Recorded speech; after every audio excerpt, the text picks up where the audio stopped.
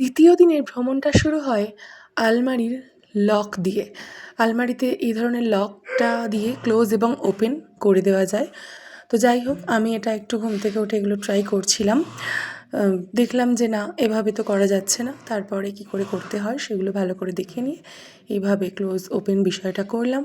ব্যাস, এই যে ওপেন হয়েও গেল লক। এবার এখানে কিছু জিনিস, প্রয়োজনীয় জিনিস রেখে যাওয়াই যাবে। আর এই ইলেকট্রিক কেটেলটা কিন্তু খুব সুবিধাজনক ছিল, বেশ ভালো লাগছে। আজকে হচ্ছে ডে 2, যেদিনকে আমরা গৌহাটি থেকে শিলংয়ের উদ্দেশ্যে যাব।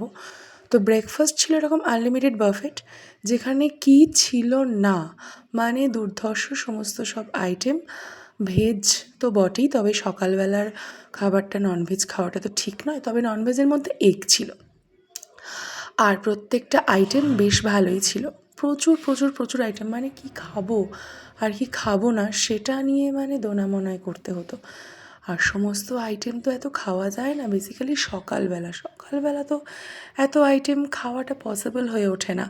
তো যাই হোক, সমস্ত আইটেমই একটু একটু একটু একটু করে খেলাম পেট ভরানোর জন্য।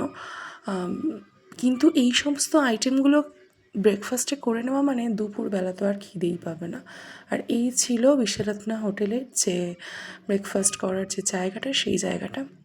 তো আমরা বসে গেছি, খাবার দাবার খাওয়া হয়েও গেছে। অবশ্যই চা খেয়ে ব্রেকফাস্ট কমপ্লিট করে প্রায় 9:45 বেরিয়ে পড়লাম শিলংয়ের উদ্দেশ্যে। যাওয়ার পথে ব্রহ্মপুত্র নদ যার দেখা মিলল।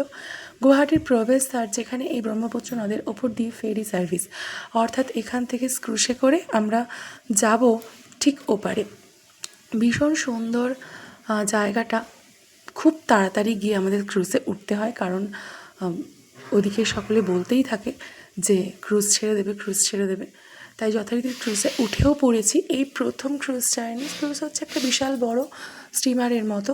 তো এই দিক থেকে ওদিকে, অর্থাৎ ব্রহ্মপুত্র নদের এক প্রান্ত থেকে অন্য প্রান্তে যাওয়া, এবং উল্টো দিকে আছে একটা ছোট্ট দ্বীপ, যে দ্বীপের ওপরে আছে মহাদেবের মন্দির। তো ক্রুজ জার্নি আগে আমি কোনো দিনও করিনি। তো এই ক্রুজ জার্নিটা বেশ ভালো লাগছে, খুব আরামদায়কও লাগছে, ভালো লাগছে বেশ। অনেকটা বড় এই নদী, এবং নদীর চওড়া যা, ওই সর্বনাশ, বিশাল বড় চওড়া। আর ওই যে দেখা যাচ্ছে দূরে একটা দ্বীপ, ওই দ্বীপেতেই আমরা গিয়ে পৌঁছাবো।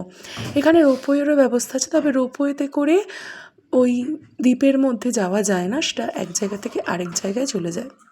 আর এই যে আমরা যাচ্ছি, চলে এসছি আমরা ভোলানাথের মন্দিরে। সিঁড়ি প্রায় 80 থেকে 100টা সিঁড়ি বেয়ে আমরা উঁচুতে উঠি। মনে হয়েছিল অনেকটা উঁচু, কিন্তু না, খুব একটা উঁচু আমার তো মনে হয়নি। তো এখানে চারিদিকটা সবুজের সমারোহে ভর্তি একটা দ্বীপ, এবং দ্বীপের মাঝখানে এমন একটা মন্দির, কতটা সুন্দর না, কি ভালো, আশ্চর্য। এমন একটা নতুন অভিজ্ঞতা হলো যে ক্রুশে করে এসে এরকম একটা বড় দ্বীপ, যে বিশাল বড় দ্বীপটা এমনটা নয়, ছোটো একটা দ্বীপের মতো দ্বীপই আর কি, নদীর মাঝখানে, ব্রহ্মপুত্র নদীর মাঝখানে এরকম একটা দ্বীপ। এটা তো সত্যি অভূতপূর্ব, তাই না? বেশ ভালো লাগছে কিন্তু। এবং সেই দ্বীপের মধ্যে এই মন্দিরটা, বেশ চারিদিকে সবুজের সমারোহে ভরপুর, সুন্দর একটা বাতাস, যেখানে প্রচুর ঠান্ডা হচ্ছে এমনটা নয়, তবে প্রচুর গরমে যে খুব কষ্ট হচ্ছে এমনটাও নয়। ঘাম হচ্ছে, বাট সুন্দর বাতায়নে একটা বেশ নতুন আমেজ, বেশ ভালো লাগছে চারিদিকের এই দৃশ্য দেখে। তো এখানে এসে আমরা ডাব খাই, কারণ গরমের মধ্যে ডাবটা খাওয়া একটু বেশ ভালোই মনে করলাম, তাই ডাবটা খেয়ে নিলাম। ডাব খেয়ে তারপরে পুনরায় ক্রুশে করে ফিরে এসে গাড়িতে করে আবার যাত্রা। এখানে যে খুব চড়াই উৎরাই পথ আছে এমনটা নয়, কিন্তু আমরা চলেছি এই পথ বেয়েই। চারিদিকে সবুজ সবুজ আর সবুজ। প্রচুর যে উঁচু পাহাড়ের দেখা মিলল এমনটা নয়, এঁকে বেঁকে ঝিকঝ্যাক রাস্তা দিয়ে আমরা চলেছি। আমাদের গন্তব্য এখন শিলংয়ের দিকে। এইবার এই গৌহাটি থেকে শিলং যেতে রাস্তায় যে যে সাইট সিনগুলো পড়বে, আমরা সেই সাইট সিনগুলো দেখে নেব। রাস্তা এঁকে বেঁকে চলেছে, ভালো লাগছে, বেশ ঠান্ডা ঠান্ডা হাওয়াও দিচ্ছে। যেহেতু আমরা একটু উঁচুতে উঠছি, প্রচুর উঁচু নয়, তবে আমরা একটু উঁচুতে যেহেতু উঠছি, তাই আমাদের বেশ আবহাওয়াটা মনোরম লাগছে, ভালো লাগছে। গাড়ির মধ্যে থেকেই, কাঁচের ভিতর থেকেই এই ফটোটা তোলা, প্লেনল্যান্ডে যখন আছি তখন গাড়িতে এসি চলছে, কারণ গাড়ি বুকিংয়ের প্রথমেই বলা হয়েছিল প্লেনল্যান্ডে এসি চলবে, হিল এরিয়াতে এসি চলবে না, মানে এসি চালানোর প্রয়োজন নেই, কারণ হিল এরিয়ার মধ্যে তো আবহাওয়াটা মনোরম তাই। তো এখানে আমরা গাড়ি নিয়ে যাচ্ছি, রাস্তাটা শুধু মানে জাস্ট দেখো এঁকে বেঁকে প্রবাহিত হয়েছে, যেন একটা সাপ যাচ্ছে, সাপ যেমন এঁকে বেঁকে যায় ঠিক রাস্তাটাও এঁকে বেঁকে।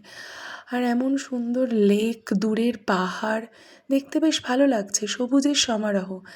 মেন হচ্ছে তো এখানে প্রাকৃতিক সৌন্দর্য। আমরা এতদিন অনেক ভ্রমণ করেছি, তো সব ভ্রমণেই প্রাকৃতিক সৌন্দর্যটাই কিন্তু চোখ কেড়েছে। এখানেও তাই, চারিদিকে সবুজের সমারোহ। চলে এসেছি আমরা উমিয়াম নামক লেকে। এখানে ট্রি হাউসও আছে, যারা উঠতে চায় উঠতে পারে। আর হচ্ছে এখানে বিশাল বড় এই লেকটা, এই লেকের ধারে দাঁড়িয়ে বেশ কিছু ফটো তুলি এবং দূরের সৌন্দর্যগুলোকে উপভোগ করি। দূর দিয়ে যাচ্ছে অনেক স্পিড বোট, তো স্পিড বোটে তো আমি চাপবো না, কারণ আমি বেসিক্যালি ভীতুই, আর যেহেতু সাঁতার জানি না তাই স্পিড বোটে ওঠার কোনো প্রশ্নই উঠছে না। তো দেখি সবাই অনেকেই চাপছে স্পিড বোটে এবং সেটার দেখে বেশ ভালো লাগে। নিজেকে চাপতে হবে এরকম কোনো কথা নয়, ওই যে দূর দিয়ে স্পিড বোট যাচ্ছে, কয়েক দল চলে যাচ্ছে। তারপর সেখান থেকে উঠে আবার গাড়িতে করে চলে যাই আমাদের পরবর্তী ডেস্টিনেশন ওয়ার্ডস লেক। তো ওয়ার্ডস লেক এটাও বিশাল বড় একটা লেক, যেখানে প্রচুর মাছ আছে, রং বেরঙের প্রচুর মাছ। আর ওদের বিস্কিট দিলে ওরা কিন্তু আরও বেশি দলে দলে ঝাঁক করে এগিয়ে আসে। এই ওয়ার্ডস লেকের চারিদিকটাও সবুজ দিয়ে ঘেরা। ভিতরে আমরা ঢুকি না একদম, কারণ বাইরে থেকেই পুরো লেকটার দৃশ্য দেখতে পাচ্ছি, তার জন্য আলাদা করে ভিতরে গিয়ে যাওয়ার কোনো প্রয়োজন হয় না। আর ওই যে দূরে দেখা যাচ্ছে বেগুনি রকমের ফুলগুলো, ওইগুলো আমার দৃষ্টি আকর্ষণ করে। আর এই যে হাঁসগুলো, কত হাঁস যাচ্ছে আর এনারা বোটিং করছেন। এখানে বোটিংয়েরও অপশানস আছে, বাট আমরা কেউ বোটিং করি না। আমি একটু বাচ্চাদের বিস্কিট খাওয়াই, বিস্কিট দিতেই মানে একটা বিস্কিট দিতেই ওরা একদম দলে দলে ঝাঁক বেঁধে চলে আসে বিস্কিট খাওয়ার জন্য। এখানকার মাছগুলো বেসিক্যালি বিস্কিট, মুড়ি এই সবই খায়। তো সেখান থেকে আমরা চলে আসি ইচি হোটেল, যেখানে আমরা থাকবো। আমরা এটাই হচ্ছে আমাদের শিলংয়ের হোটেল, পুলিশ বাজারের ওপর। রিসেপশানে আমরা কিছু ফর্মালিটিস করে তারপর আমরা আমাদের ঘরে যাই। তো এই হচ্ছে রিসেপশন, যেখানে বেশ কিছু বই আছে। এই জায়গাটিও আমার দৃষ্টি আকর্ষণ করেছে, বেশ ভালো এমনিতে হোটেলটা। তো আমরা চলে যাই আমাদের রুমে, এখানে কিছু ফর্মালিটিসগুলো করে তারপর এই যে ব্যালকনি, মানে যেখান দিয়ে আমরা ঢুকছি আর কি, সেই এন্ট্রেন্সটা। তো এসেই রুমের একটু জায়গাটা দেখে নিই রুমটা কীরকম। তো এখানে এসে দেখি যে এই যে চা কফি করার সরঞ্জাম, ইলেকট্রিক কেটল তো আছেই, তার সঙ্গে সঙ্গে এই যে বসার জায়গা এবং যেখান থেকে এই বিছানা। আর হচ্ছে কি দূরে এমন একটা সুন্দর সিনারি দেখা যাচ্ছে বিছানার পিছনেই। আর এখানে আছে কাবার্ড, যে কাবার্ডে আমি জামা কাপড় গুছিয়ে রাখতে পারবো। এখানেই আমরা আগামী 4 দিন থাকবো, তো সেই জন্য এখানেই সব কিছু গুছিয়ে তো রাখতে হবে। তো ঘরটা দেখে নিলাম, ঘরটা বেশ ভালো, যে খুব খারাপ এমনটা নয়। অনেক রকমের যে তাক আছে, এখানে অনেক কিছু জিনিস রাখা যাবে।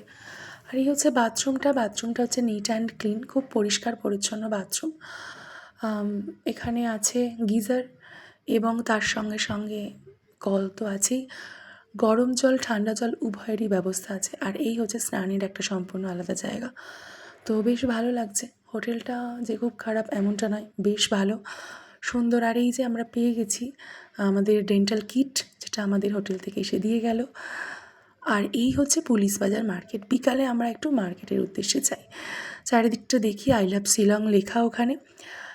এত ভিড়, কিন্তু ভিড় হলেও এখানের ওয়েদার খুব ঠান্ডা নয়, হালকা হালকা ঠান্ডা লাগছে। ডিনার করে ডায়েরি লিখে আজকের দিন শেষ।